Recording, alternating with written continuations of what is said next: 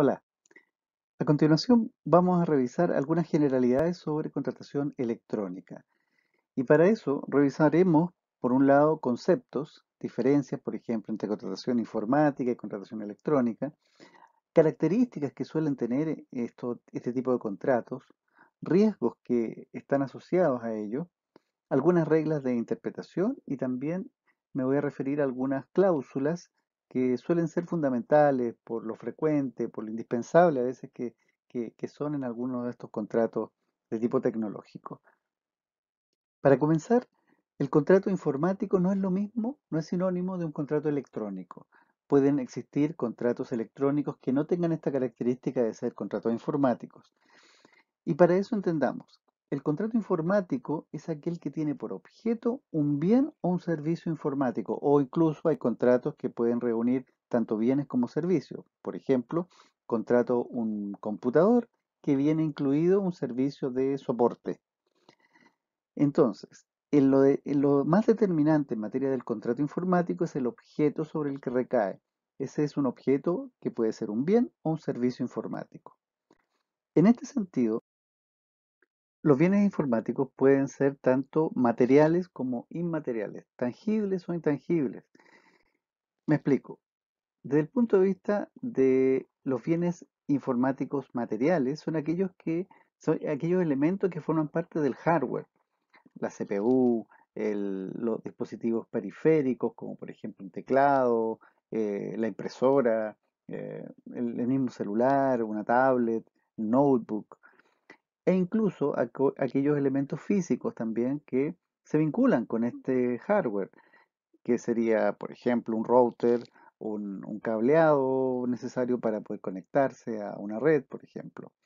Son de tipo físico estos bienes informáticos, pero también existen bienes informáticos inmateriales o intangibles, donde lo que se está contratando principalmente son datos, por ejemplo, programas computacionales. Los contratos informáticos también pueden recaer sobre servicios informáticos. Estos servicios informáticos son muy diversos, muy variados, corresponden a aquellos que sirven de complemento directo o de apoyo a actividades informáticas. Dentro de esta gran variedad de servicios informáticos podemos mencionar, por ejemplo, el contratar a un programador para que desarrolle un software. Ese contrato de desarrollo es un servicio. Contratos de mantención de programas preventivas, correctivas, evolutivas, en fin, distintos tipos, variantes de mantenciones. Contratar servicios de soporte, equipamiento, migración de datos, cuando se incorporan nuevos elementos a plataformas que ya existen. Contratar depósito de código fuente ante un notario, como es el caso del contrato Scroll. Y no podemos dejar de mencionar, por supuesto, a los servicios cloud computing, que corresponden a esta computación en la nube, donde lo que se contrata son servicios informáticos que se consumen directamente desde Internet, se paga precisamente por el consumo sobre la base de los datos o del equipamiento, en fin, de lo que se ha consumido de ese servicio y que también tienen muchas variantes. Por ejemplo, está el software como servicio, están las plataformas como servicio, infraestructuras como servicio, entre otras variantes de cloud computing. El otro concepto que es importante tener claro en cuanto a que no es sinónimo del contrato informático es el contrato electrónico.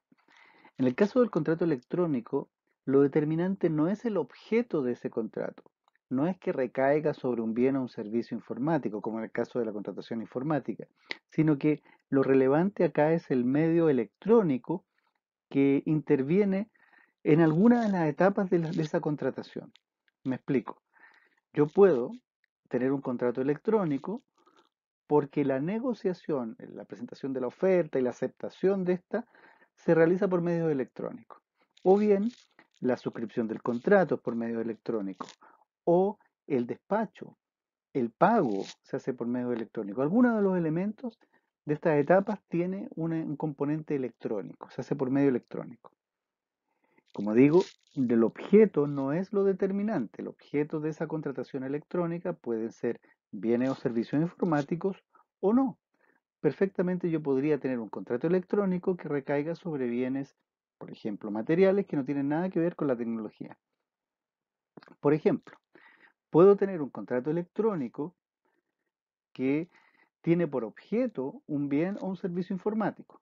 Cuando, por ejemplo, contrato a través de Internet un programa, ya sea para descargar ese programa o bien para poder tener acceso en línea a ese programa. Pero también podría tener un contrato electrónico, ¿sí? Por ejemplo, verifico por una página web los bienes y servicios los productos que quiero comprar. Pago por internet, pero luego recibo el despacho, el bien físico, físicamente. Por ejemplo, cuando compro al supermercado en línea.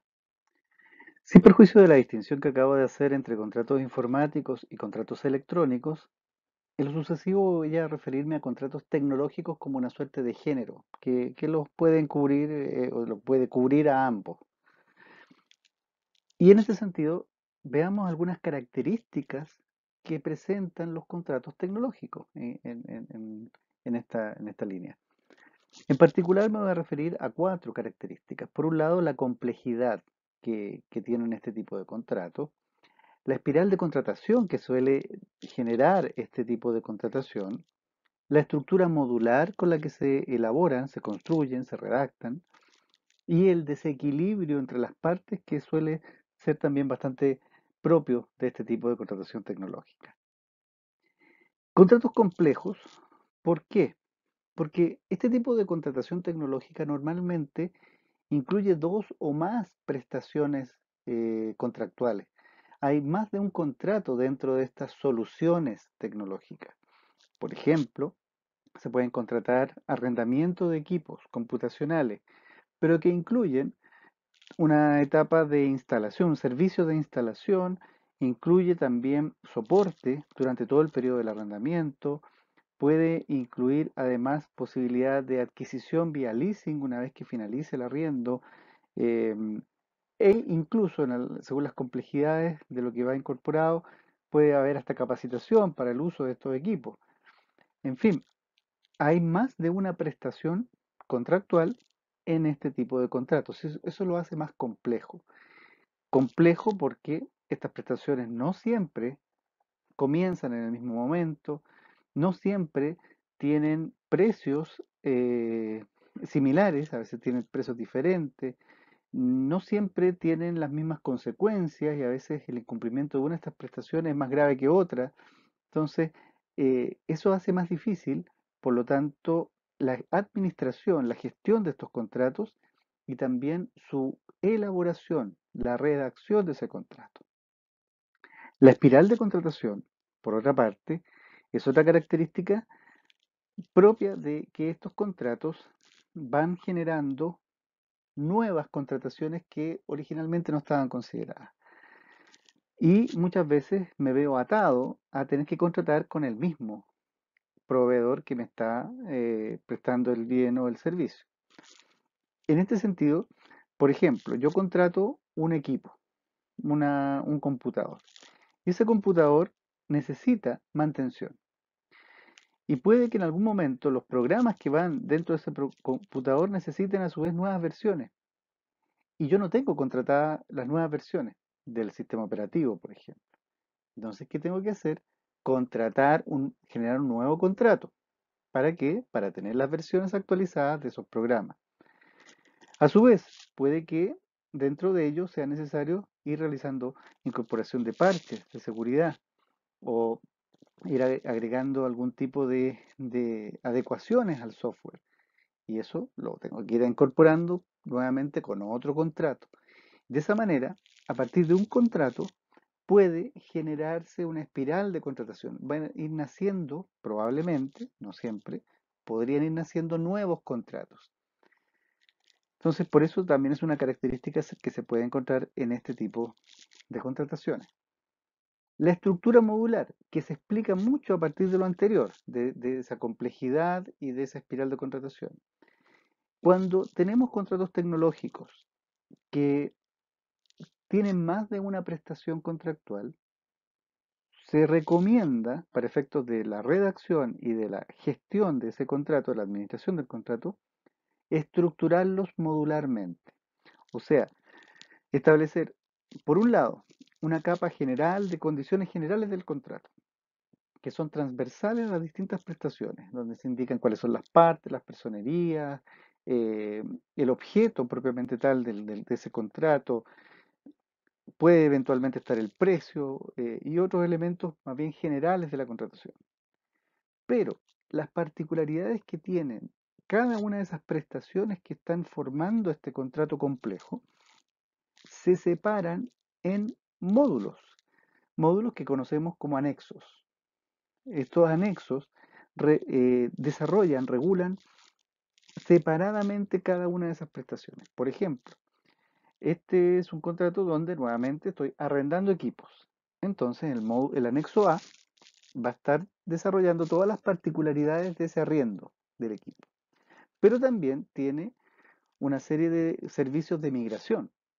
Y ahí voy a tener un anexo B que desarrolla todo el servicio de migración. Y eventualmente voy a tener además un servicio de mantenciones y lo desarrollo en un anexo C, un tercer anexo. De esa manera entonces separo de unas condiciones generales los módulos de estructura modular por anexos. ¿Qué es lo que estoy separando ahí?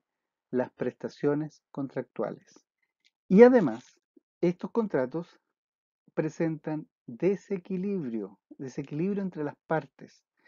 Acá no es una relación simétrica, al contrario, una de las partes suele ser la que está más preparada, la que tiene más conocimiento, la que tiene más eh, control sobre el desarrollo que va a tener la ejecución de ese contrato. Y eso se traduce en riesgos para una de las partes.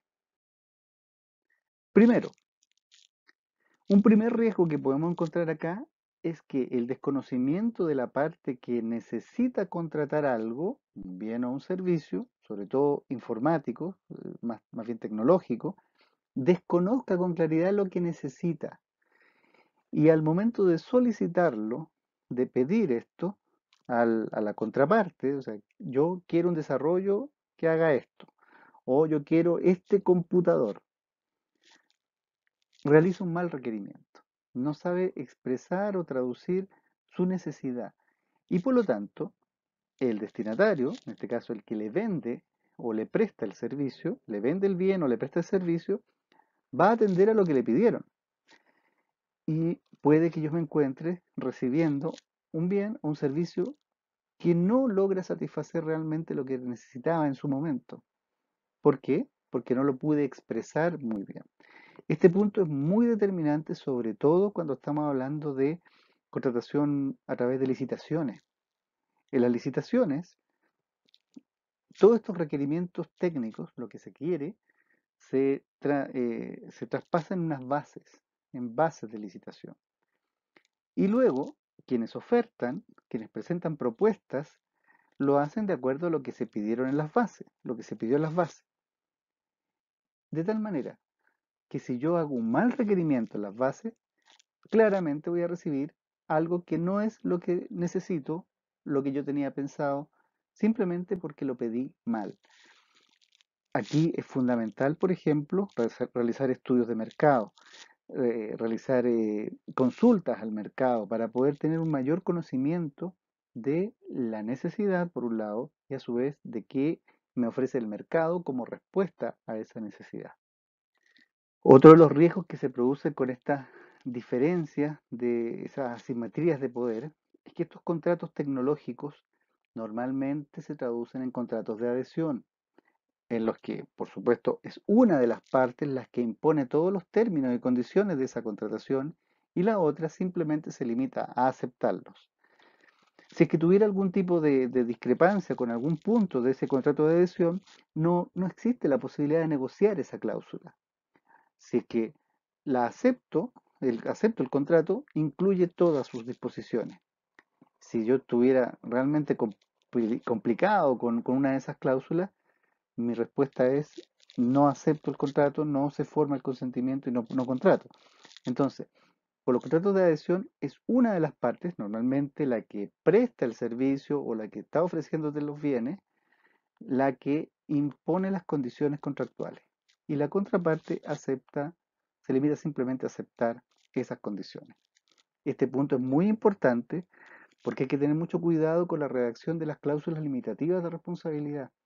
Aquí se pueden incorporar cláusulas que están eximiéndose o limitando responsabilidad por incumplimiento y eso hay que tener mucho cuidado hasta dónde se pueden aceptar estas cláusulas sin ver afectado la calidad de ese servicio o renunciar anticipadamente a acciones frente a mala calidad de servicio.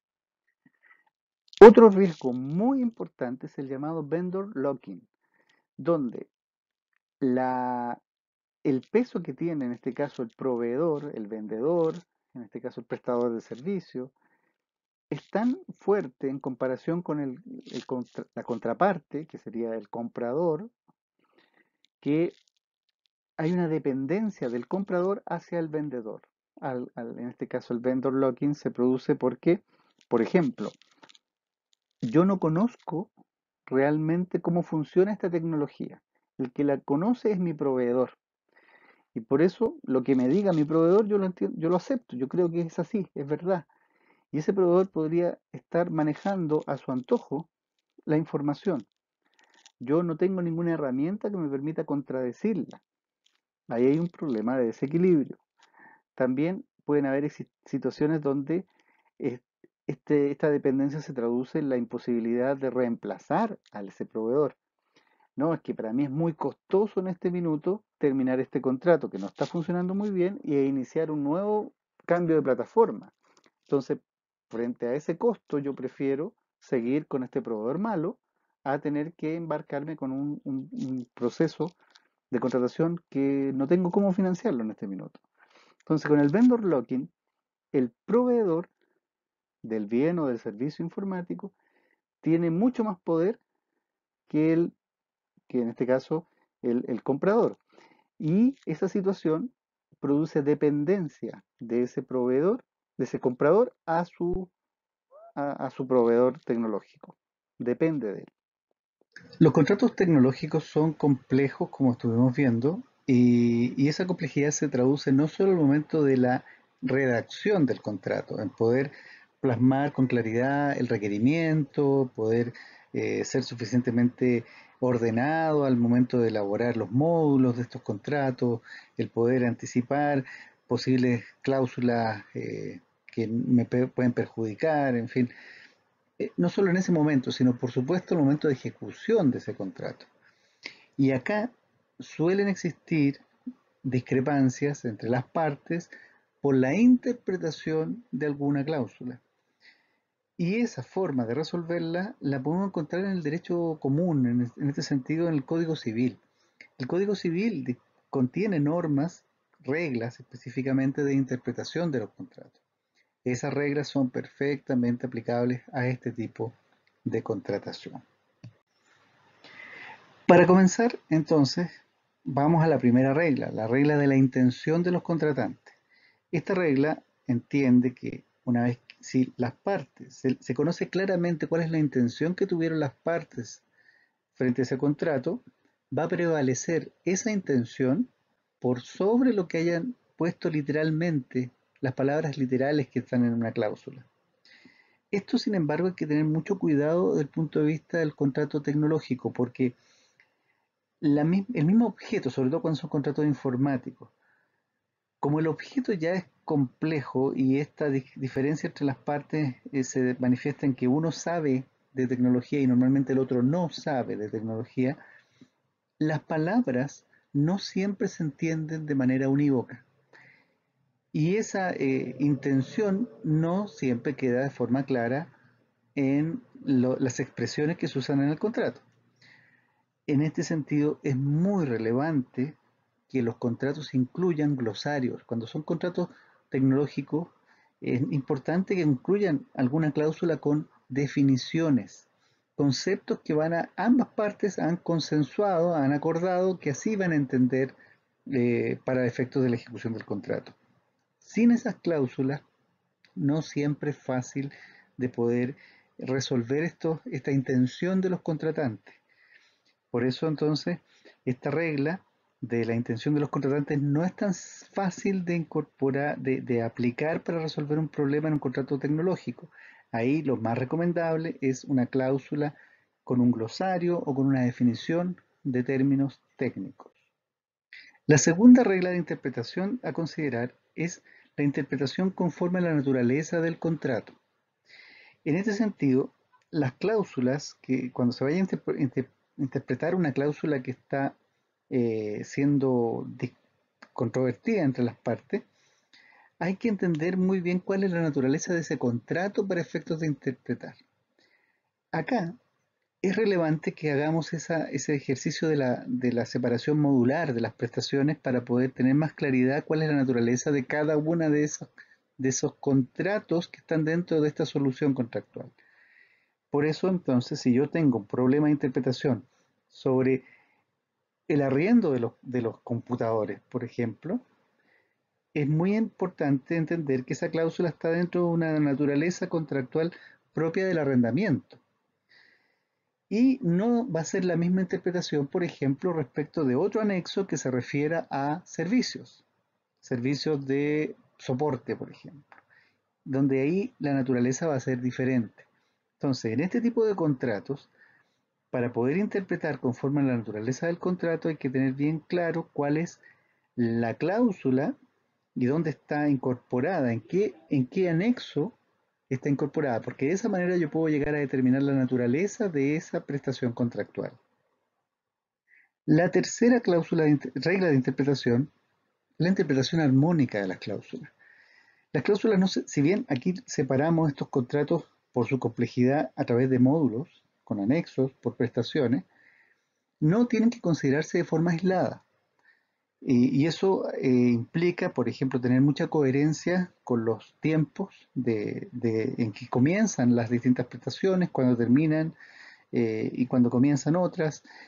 Armonía, por ejemplo, en el nivel de las medidas por el incumplimiento contractual, cuáles son más graves, qué prestaciones son más dañinas o causan más perjuicios si se incumplen, y por ende tener una mayor sanción al respecto de otras medidas que pueden ser más llevaderas. Entonces aquí el contrato no tiene que considerar las cláusulas de forma aislada, hay que tenerlas en un contexto más bien general de esa contratación. Y por eso son muy determinantes las cláusulas generales de la contratación. Esas cláusulas generales son transversales a las distintas prestaciones y por eso también hay que redactarlas de manera muy armónica con cada uno de los anexos. La regla 4 corresponde a la interpretación de un contrato por otro. O sea, si las partes ya tenían un contrato anterior sobre el mismo objeto, entre las mismas partes, y es muy probable que si yo tengo ahora una duda por algo que no quedó bien redactado, bien plasmado dentro del contrato nuevo, pueda considerar contratos anteriores y ver cómo se resolvió esa interpretación en ese contrato anterior. Esa podría ser una salida cuando tengo más de un contrato con mi proveedor, por ejemplo. La regla 5 corresponde a la aplicación práctica del contrato. Esta regla sí puede ser bastante invocada en la medida que pueda demostrar esa práctica. Por ejemplo, hay una cláusula que es más bien ambigua, que no hay mucha claridad sobre qué es lo que querían decir las partes, pero ambos se han comportado en la práctica de una manera más bien consistente. Ambas la han interpretado con su acción de manera clara. Por ejemplo, no se ha dicho en qué momento se tiene que efectuar el pago, pero en la práctica todos los pagos fueron a partir de la entrega de la factura, de la entrega de un informe y luego se recibió conforme a ello y se pagó. Y así ha operado el contrato permanentemente. Entonces, si ahora surge una duda de cómo se paga, porque el contrato no lo dice con claridad, perfectamente las partes pueden ver cómo se han comportado cada uno de los meses anteriores cuando han pagado. Y dicen, ah, Primero tiene que estar la factura, luego el informe, lo recibo y ahí te pago.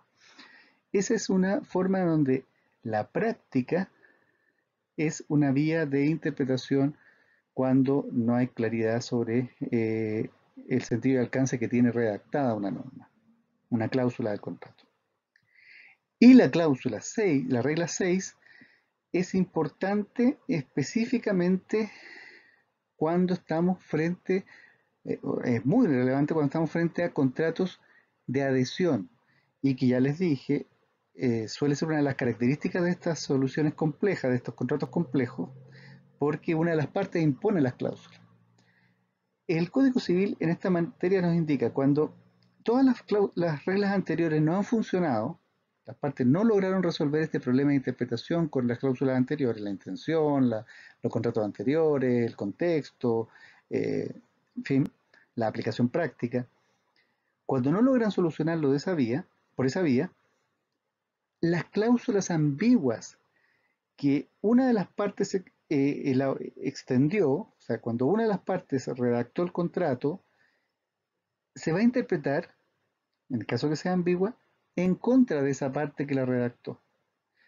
¿Por qué? Porque se entiende que quien impuso el contrato no fue suficientemente claro, no dio las explicaciones suficientes y por eso se generó la ambigüedad. Entonces, es responsable de esa ambigüedad y por ende la interpretación que va a favorecer es la de la contraparte, la que simplemente se tuvo que limitar a aceptar o rechazar. En cambio, si no estamos ante un contrato de adhesión, es decir, una de las partes no es la que impone las cláusulas, sino que ambas las negocian, en ese caso, cuando hay ambigüedad de una cláusula, se va a interpretar a favor de la parte más débil de esa cláusula, de esa disposición. ¿Quién? El deudor, específicamente el que debe cumplir con la obligación que esté detrás de esa cláusula. Se entiende a favor de esa parte. La interpretación entonces se toma la interpretación a favor del deudor. Y esa es una regla entonces también interesante para resolver los conflictos de interpretación de los contratos tecnológicos. Bueno, ya finalizando en esta revisión de generalidades sobre los contratos electrónicos, me voy a referir a algunas particularidades de ciertas cláusulas de estos contratos tecnológicos que son bastante habituales, son cláusulas fundamentales, bastante esenciales en varios de estos contratos. No en todos, por supuesto, porque son la variedad, el escenario es muy variopinto de contratos tecnológicos, pero estos comentarios apuntan a varias de ellas que son frecuentes. Primero están las cláusulas de confidencialidad. Estas se encuentran muy a menudo en contratos donde se entrega información o el que va a prestar un servicio tiene acceso a información en este caso, el cliente. Y para estos efectos es importantísimo que estas cláusulas tengan muy claro el alcance documental. ¿Qué información se considera confidencial? Ese es un desglose que hay que hacer en estas cláusulas, no basta con una norma general. Muchas veces las organizaciones tienen clasificada su información y ahí colocan niveles de confidencialidad. Es bueno también hacer un ligazón con ese tipo de distinciones de confidencialidad. También quienes se encuentran obligados a esta cláusula de confidencialidad. No siempre hay que limitar esto exclusivamente al proveedor, sino también a sus subcontratistas, a personal que no forma parte de su personal contratado por Código del Trabajo, sino que prestan servicio, en fin, hay una serie de alcances que hay que determinar claramente en esta cláusula.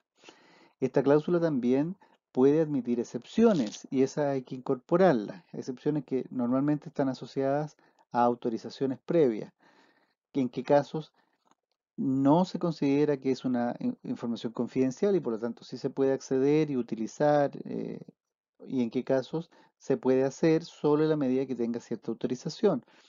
Y también hay que poner mucho ojo, mucho énfasis en la claridad de la duración de la cláusula de confidencialidad.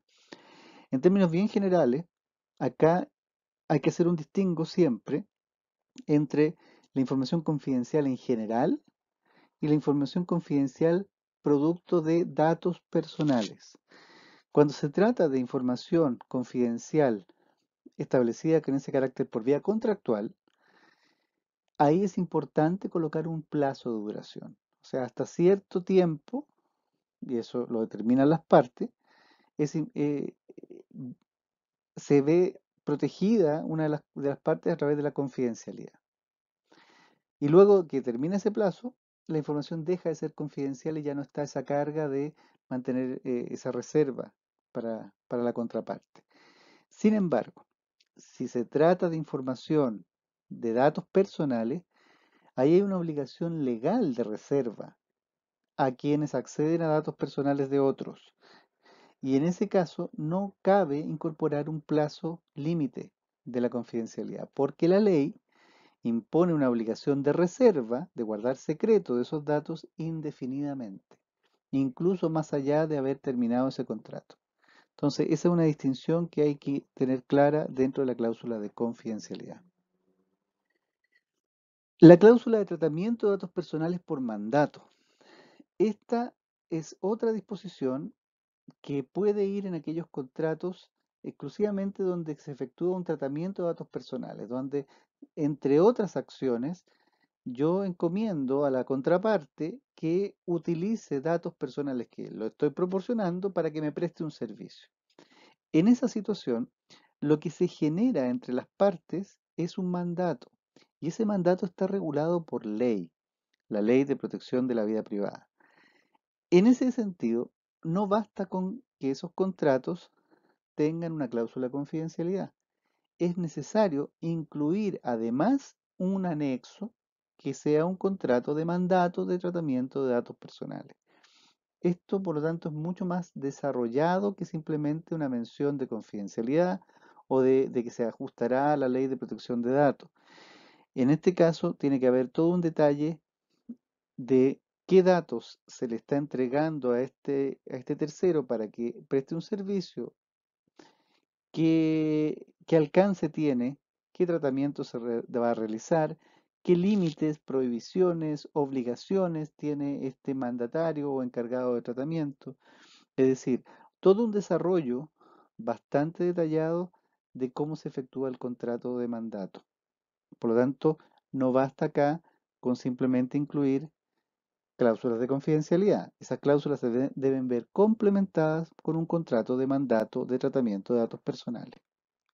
En relación con la cláusula de propiedad intelectual del software, a diferencia de cláusulas genéricas de propiedad intelectual, aquí estamos concretamente determinando quién tiene o conserva o cede derechos de propiedad intelectual sobre desarrollos, sobre programas computacionales. Esa modalidad, o sea, puede haber más de una modalidad de propiedad intelectual. El desarrollador podría establecer que cede todos sus derechos de propiedad intelectual sobre el software a la empresa o al proveedor o al cliente que lo contrató y se desprende de toda la propiedad intelectual. En cambio, podría indicar que le cede derechos de uso sobre ese software que desarrolló, pero conserva, no es de forma exclusiva y conserva por lo tanto la posibilidad de usar ese software con otros clientes. También podría ser establecido que parte del software se lo entrega, se lo cede en propiedad intelectual a su cliente, pero hay una parte del software, normalmente el código fuente, que conserva. Y por lo tanto, de esta situación se deriva, por ejemplo, el precio. Mientras más cesión de derecho de propiedad intelectual entrega el desarrollador a su cliente, más alto es el precio. Mientras más conserva, más bajo puede ser el precio de ese desarrollo. Entonces, eso es importante determinarlo. ¿Qué tipo de licencias de propiedad intelectual o licencias de uso sobre el software se incorporan? Si hay licencias exclusivas, su duración, si son perpetuas o tienen un plazo. ¿Qué pasa cuando ese software, por ejemplo, lo proporciona mi contraparte, mi proveedor, pero no es el titular de los derechos? ¿Qué pasa si a mí me demanda luego un tercero que dice que es el titular de los derechos de ese software. Acá se incorporan también cláusulas de indemnidad para que en esa situación sea mi contraparte la que me defienda en juicio, porque debió haber cumplido con todos los resguardos necesarios para proporcionarme software con todos los derechos posibles. Y también acá también se asocian las cláusulas de o los contratos, derechamente escrow. El contrato escrow es un contrato de depósito del código fuente en una notaría. Esto se produce en casos en los que no hay cesión del código fuente. El desarrollador conserva el derecho de propiedad intelectual sobre el código fuente, pero sí le entrega una versión a su cliente para que utilice el software. Sin embargo, como no le entrega el código fuente, su cliente no puede hacer ni modificaciones, ni adaptaciones, ni ningún tipo de intervención sobre ese programa. Requiere para eso el código fuente. Como no existe una cesión del código, ¿qué ocurre si es que ese proveedor desaparece, por ejemplo? Desaparece como persona jurídica, desaparece la empresa o derechamente no presta un buen servicio y hay que reemplazarlo. En esa situación, lo que se está pactando es dejemos el código fuente en manos de un tercero, un notario, y que en ciertas condiciones, ciertas circunstancias, el cliente pueda llegar y solicitarle al notario que le entregue el código fuente para realizar las adaptaciones, actualizaciones o cambios que quiera al software. Normalmente cuando desaparece esa empresa, la empresa proveedora. En ese caso se autoriza para que este cliente pueda ir al notario y decirle, necesito, como ya no está mi proveedor, necesito que me entregue el código fuente para yo poder seguir utilizando el software o realizar las adaptaciones necesarias. Es un contrato también bien importante en materia vinculado con la propiedad intelectual del software. Los acuerdos de nivel de servicio o SLA son cláusulas muy importantes cuando se prestan servicios, porque a partir de esto hay un compromiso del prestador del servicio a mantener ciertos niveles de calidad de ese servicio. Por ejemplo, de disponibilidad.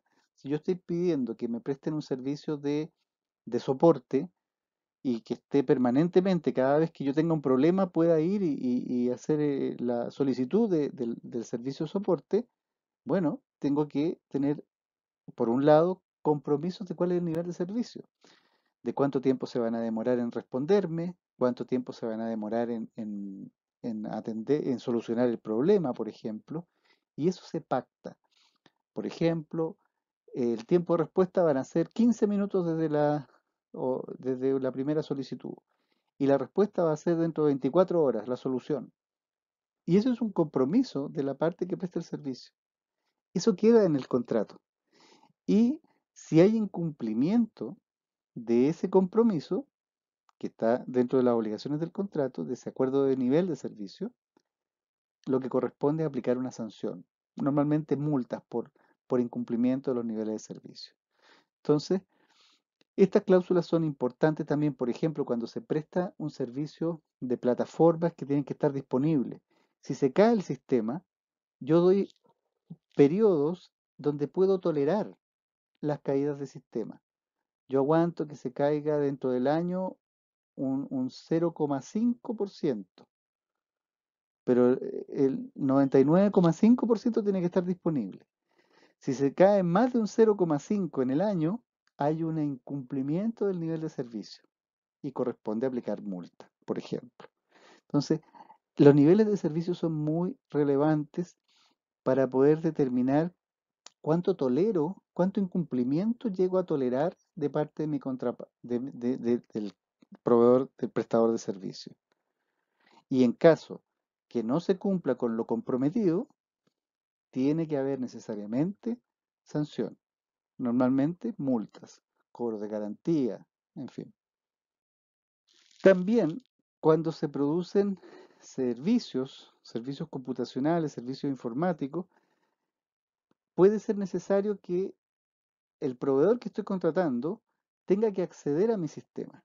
Y eso hay que tener mucho cuidado, porque cuando un tercero, aun cuando exista un contrato de por medio, accede a mi sistema, tengo que tener resguardo de que no vaya a generar algún tipo de problemas en el funcionamiento de mi sistema. Y para eso, estas cláusulas son muy importantes, tienen que tener claridad, por ejemplo, identificando a el personal que va a participar de esos accesos al sistema. ¿Qué personal de mi proveedor va a acceder al sistema para prestar el servicio? También esto se da mucho en los contratos de ethical hacking, donde yo autorizo por razones de seguridad a que una empresa me hackee, trate de realizar intrusiones, atacarme para poder ingresar a mi sistema y ver de esta manera cuáles son mis barreras más débiles, donde tengo yo problemas, vulnerabilidades de seguridad. Ahí es fundamental que quede muy bien pactado en el contrato cuál es el acceso autorizado a los sistemas. Tanto así que si no se pacta correctamente en una cláusula de acceso a sistema, en esos contratos de ethical hacking, podemos estar en una figura de delito informático recién incorporados dentro de la ley 21.459.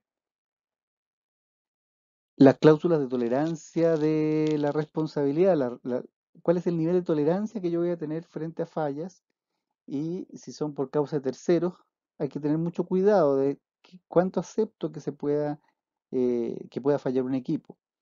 Normalmente los contratos tecnológicos no dicen que son infalibles las tecnologías, porque efectivamente pueden fallar. Fallan por la obsolescencia, por situaciones externas, a veces cambios de voltaje, en fin.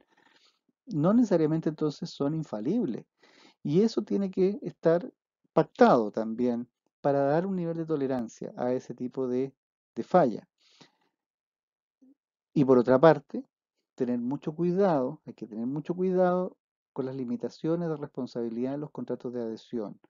Esas suelen ser cláusulas abusivas que no están tan explícitas, pero que luego generan una serie de complicaciones al momento de tratar de hacer efectiva la responsabilidad de la contraparte por sus incumplimientos.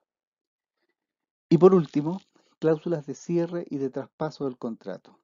Cuando son contratos tecnológicos complejos, normalmente aquí hay soluciones tecnológicas, no sé, mesas de ayuda, telefónicas o por vía de internet, hay contratación de equipo, equipamiento, arrendamiento de equipo o plataformas, en fin, que no es fácil llegar del día a la mañana y decir, se va este proveedor y puedo contratar al día siguiente a otro.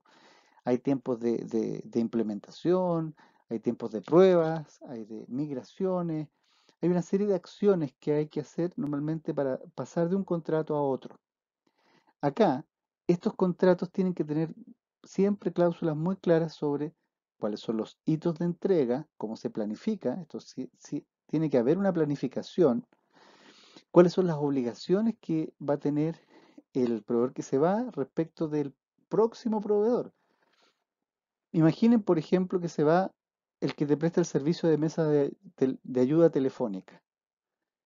Bueno, habrá que capacitar a los nuevos telefonistas que están llegando para que se note una continuidad del servicio, que el cliente no vea impactado eso en su continuidad operacional. Y, por supuesto, tener cláusulas acá también donde se hacen cargo de los datos personales, tanto la devolución de los datos personales como la destrucción de la información que estén almacenando. Son cláusulas que deben estar incorporadas en estos contratos. Eso en cuanto a resumen de la contratación electrónica.